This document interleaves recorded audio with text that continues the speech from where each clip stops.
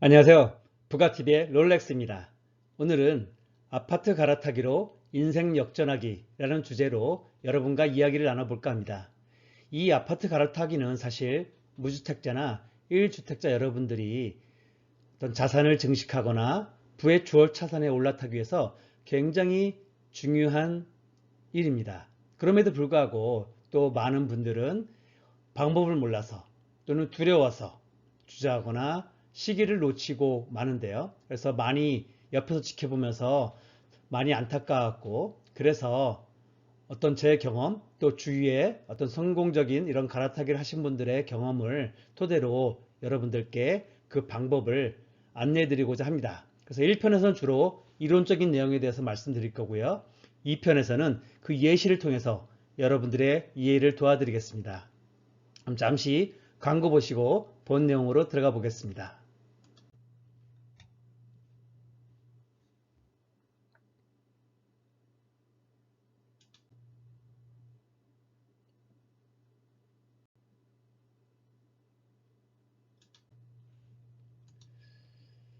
자, 부동산 사이클에 대해서는 이미 지난 무주택자 편, 1주택자 편에서 많이 말씀드렸기 때문에 더 이상 반복은 안 하겠고요.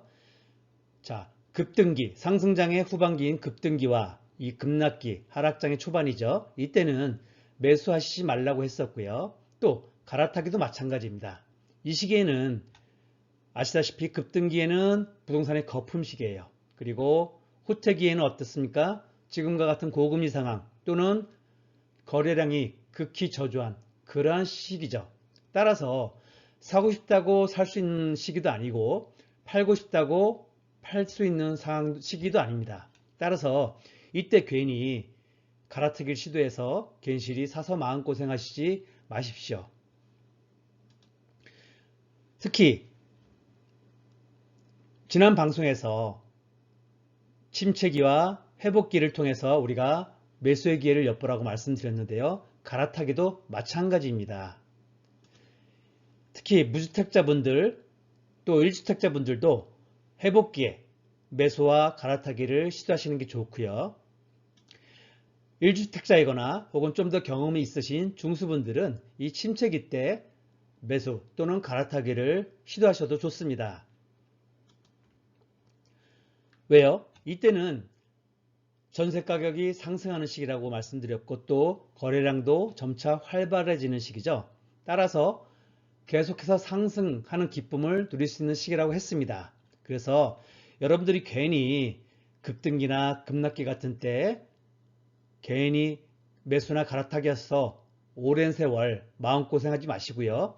마음의 여유를 가지시고 이때 침체기나 회복기를 이용해서 여러분들의 행복을, 가정의 행복을 지키실 것을 권해드립니다.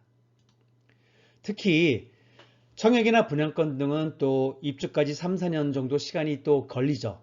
따라서 반드시 특히 무주택자나 1주택자 여러분처럼 경험이 없는 분들은 이런 침체기나 회복기에 투자해야 낭패를 안 봅니다. 왜 최근 기사에서 보면은 어떤 급등기 때 분양을 받았다가 급락기 때 지금 잔금을 못 치러서 입지를 못하는 상황에 처한 그러한 기사들도 나오고 있죠. 그래서 입지도 정말 중요하지만 아파트는 타이밍이 무엇보다 중요하다는 점 여러분 꼭 명심해 주셨으면 좋겠어요. 그래서 아파트 갈아타기 최적의 타이밍은 언제다? 상승장 초기 그리고 하락장 후기입니다.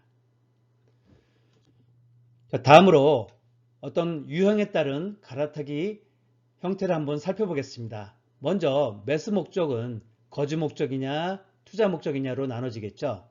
여기서 거주 목적이 좀 더 크신 분이 있고 투자 목적이 좀 더 크신 분이 있습니다. 뭐 어느 하나만을 목적으로 두신 분은 요즘은 안 계시다고 말씀드렸습니다.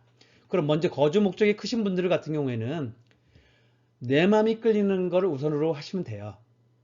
거주 목적, 즉 내 가족과 발편히 누릴 곳, 또 내가 원하는 지역, 내가 원하는 아파트, 내 마음에 드는 지역, 내 마음에 드는 아파트, 내 직장, 또 자녀의 학군 또는 환경에 맞춰서 고르시면 됩니다. 다만 그 중에서도 그래도 지역 내 상급지가 있을 것이고 또 좋은 아파트가 있을 거예요. 그 정도는 다들 알고 계실 거기 때문에 상급지 아파트로 갈아탄다. 그 정도만 알고 계시면 되고요. 투자 목적이 크신 분들 경우에는 남맘대로를 명심해 주세요. 그래서 나보다는 남들이 선호하는 지역, 남들이 선호하는 아파트, 즉 인기가 많은 지역이 되겠죠. 그리고 호재가 있는 지역, 또 신축이나 대단지 아파트 이런 곳들은 다 누구나 선호하는 곳이고 따라서 수요도 많습니다. 그만큼 상승장 때 좀 더 상승의 어떤 가능성도 크죠. 물론 이 가운데서도 또한 더더욱 상급 지역, 상급 아파트로 갈아타기를 시도하시면 더더욱 금상첨화겠죠. 다음은 주거 형태에 따른 갈아타기입니다.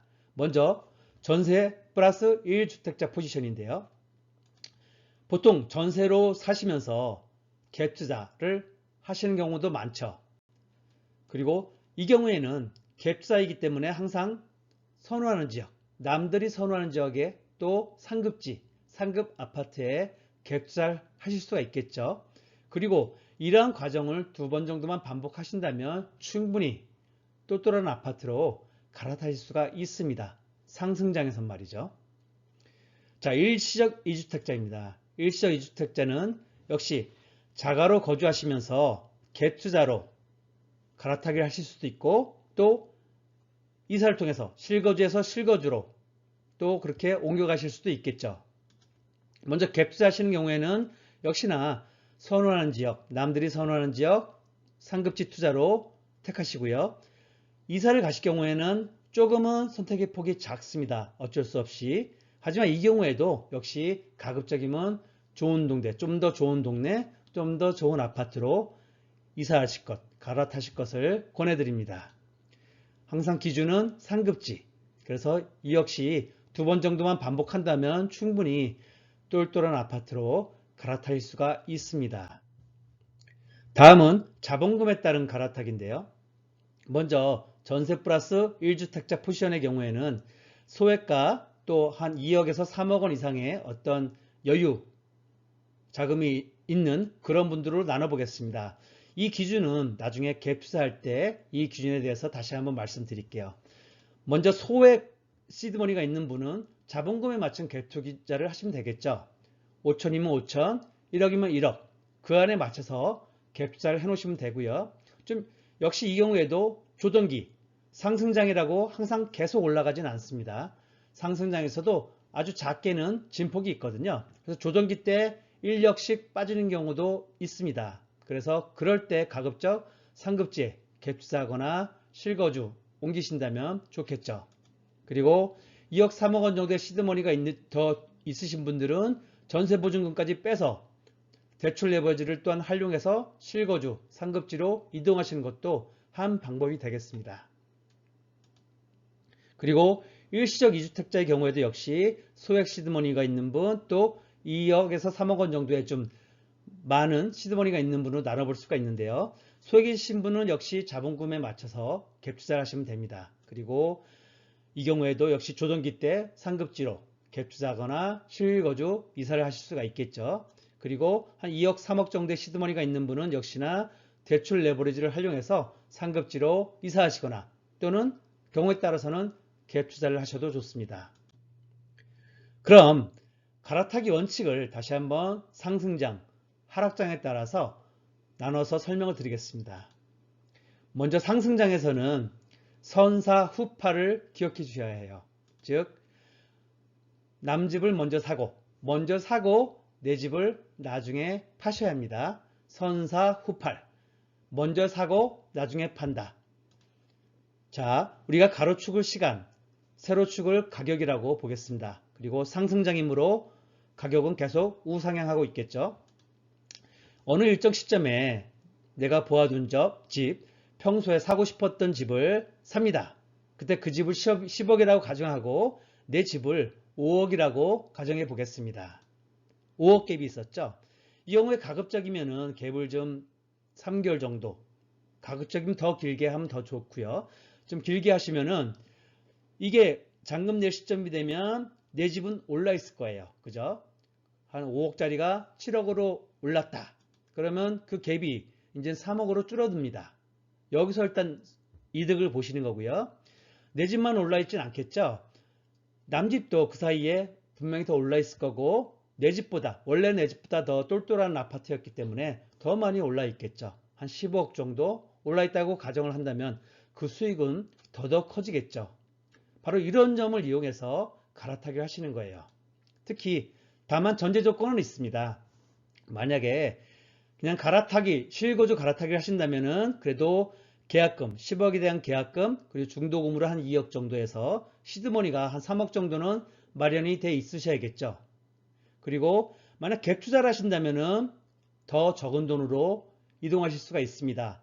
전세가율이 80%일 경우에는 2억만 시드머니가 있으면 되고요. 만약 전세가율이 90%인 지역으로 간다. 90%인 아파트로 간다. 갈아타기를 한다고 할 때 경우에는 1억만 있으면 됩니다. 이처럼 실거주보다는 갭 투자하는 경우가 좀 더 적은 돈으로 옮겨타기에 유리하다는 것도 알아두시고요. 그럼 하락장에서는 어떻게 되느냐? 하락장에서는 반대입니다. 선팔후사. 즉 먼저 팔고 나중에 산다. 그러니까 내 집을 먼저 팔고 남 집을 나중에 사셔야 돼요. 왜? 하락장. 지금도 이제 하락장의 초입이죠. 지금 많이 신문지상에 오르내리죠. 팔고 싶어도 팔리지가 않습니다. 매물은 쌓여만 가고 살 사람이 없어요. 그렇기 때문에 이때 마치 상승장처럼 남 집을 먼저 사고 내 집을 나중에 팔 경우에는 내 집을 못 팔아서 큰 낭패를 보실 수가 있거든요. 그래서 하락장에서는 반드시 먼저 파셔야 돼요. 내 집이 팔리고 나서 다른 집, 평소 받은 집을 사셔야 합니다. 또 그 경우가 훨씬 어떤 수익률도 올라가게 됩니다. 자, 가로축을 시간이라 보고 세로축을 가격이라 보겠습니다. 하락장이니까 당연히 가격도 내리막길을 걷고 있겠죠. 자, 특정 시점에 내 집이 7억이었습니다. 그리고 내가 받은 집이 12억이었어요. 자, 내 집을 먼저 팝니다. 7억에 팝니다. 그리고 역시 잔금을 최대한 좀 밀어두시고요. 그리고 특정 시점, 일정 시점에 남 집을 이제 사는 거예요. 그러면 12억이었던 집이 하락기이기 때문에 내려가겠죠. 그래서 한 10억 정도로 내려갔다고 가정을 해보겠습니다. 그러면 역시 갭이 5억에서 3억으로 줄어듭니다. 여기서 우리가 수익을 1차적으로 볼 수 있겠죠. 그죠? 이렇게 하락장에서는 선팔후사라는 점 꼭 명심하시고요. 그럼 정리를 다시 한번 하겠습니다. 자, 급등기, 급락기에는 갈아타기 하시는 거 아닙니다. 침체기, 하락장의 후반인 침체기, 또 상승장의 초반인 회복기에 갈아타기를 하셔야 합니다. 그리고 다만 예외는 있습니다. 우리가 예전에 영어 배울 때 예외 없는 규칙은 없다 하는 말 많이 들어보셨죠? 그죠? 그래서 이 경우에도 당연히 예외는 있어요. 그러니까 나는 정말 이 집 꼭 살고 싶어. 또 자녀 학급 문제로 나는 이사를 가야겠어 하는 분들은 당연히 사셔야죠. 갈아타기 하셔야죠. 어쩔 수 없습니다. 다소 내가 수익 면에서는 손해를 볼 수 있지만 갈아타기 하실 수 있겠죠. 다만 이거를 우리가 기회비용이라고 하잖아요. 그죠? 그리고 똘똘한 한 차가 만약 급급매로 나왔다. 특히 이 경우에는 이제 급락기, 후퇴기의 경우에겠죠. 똘똘한 한 차가 급급매로 나왔을 경우에는 갈아타기 하실 수 있습니다. 다만 이 경우에도 무주택자나 1주택자 분들은 자칫 위험한 리스크 관리가 힘들 수 있으므로 시도하지 마시고요. 투자자분들, 경험이 많으시고 또 자본금에 여유가 있으신 분들이기 때문에 버텨내실 힘이 있는 분들, 그런 분들은 또한 갈아타기 하셔도 돼요. 단, 이 경우에도 대출을 없거나 또는 20% 이내일 경우에 가급적이면 저는 갈아타기 하실 것을 권해드립니다. 그래야 버틸 수가 있거든요. 자, 그리고 이 상승장에서 우리가 비과세를 활용한 아파트 갈아타기 2번만 제대로 하셔도 누구나 똘똘한 한 채를 소유하실 수가 있습니다. 그래서 이에 대한 것은 다음 2편에서 예시를 통해서 한번 소개를 드리겠습니다. 다음 마지막으로 갈아타기 시 유의사항에 대해서 말씀드릴게요. 먼저 갭투자 갈아타기가 실거주 갈아타기보다 선택의 폭, 그리고 투자금, 또 수익률 면에서 유리하다는 점, 아까 앞에서도 잠시 설명드렸죠. 아무래도 어떤 상승장 초반에는 갭이 굉장히 적기 때문에, 또 내가 실제 거주하는 집과 갭투자는 멀리 있는 곳, 호재가 있는 곳, 누구나 좋아하는 곳에 갈아타기를 시도할 수 있으므로 폭도 넓고 투자금도 적게 들어가고 또 수익률 면에서도 훨씬 유리할 수 있다는 점 알아두시고요. 그리고 다시 말하지만 급등기 후반은 주의하셔야 합니다. 이때는 거래량이 줄어드는 시기라고 했습니다. 그래서 이때는 갈아타기를 고민하시면 안 돼요. 이때는 매도냐 보유냐의 선택의 시기일 뿐입니다. 그리고 우리가 항상 어떤 좀 오해하시고 있는 게 있는데요. 입지가 꼭 수익률이나 상승률을 보장해 주지는 않아요. 예를 들어서 이번 장에서도 강북구의 어느 동네가, 어느 아파트가 예를 들어서 한 6억에서 한 17억, 18억 오를 동안 강남구의 아파트가 15억에서 한 30억 정도. 그러니까 수익 면에서는 절대적인 금액 차이에서는 똘똘한 채 강남 아파트가 더 클 수 있지만 어떤 수익률, 상승률 자체만 놓고 본다면 강북구에 있는 아파트가 더 클 수도 있습니다.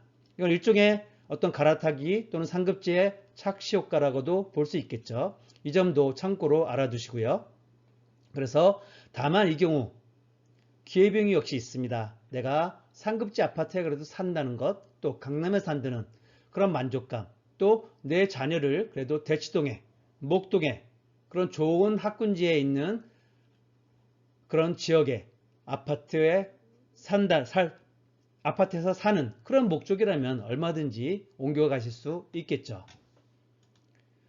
기타 고려사항, 특히 다주택자분들의 경우에는 또 조심해야 될 게 세금과 레버리지 부분인데요. 이거는 뭐 무주택자나 1주택자도 어느 시점에는 해당할 수 있어요. 바로 상승장 중후반부터는 정부에서 규제가 들어가기 시작하죠. 그래서 세금 규제, 대출 규제가 도입되기 시작하거든요. 그래서 이럴 땐 특히 더더욱 전략적인 선택을 하셔야 될 것 같습니다. 그래서 자, 다시 한번 말씀드립니다. 아파트 갈아타기 최적의 타이밍은 상승장 초기. 가급적이면 상승장의 초초기면 더 좋겠죠. 그리고 하락장의 후기. 하락장의 후기가 더 좋겠죠. 그때가 갈아타기의 최적기라는 점 꼭 알아두셨으면 좋겠습니다. 자, 이상으로 오늘 아파트 갈아타기에 대해서 어떤 이론적인 면에 대해서 말씀드렸고요. 다음 2편에서 그 예시를 통해서 여러분들에게 그 이해를 좀 더 도와드리겠습니다. 다음 편도 기대해 주세요. 감사합니다.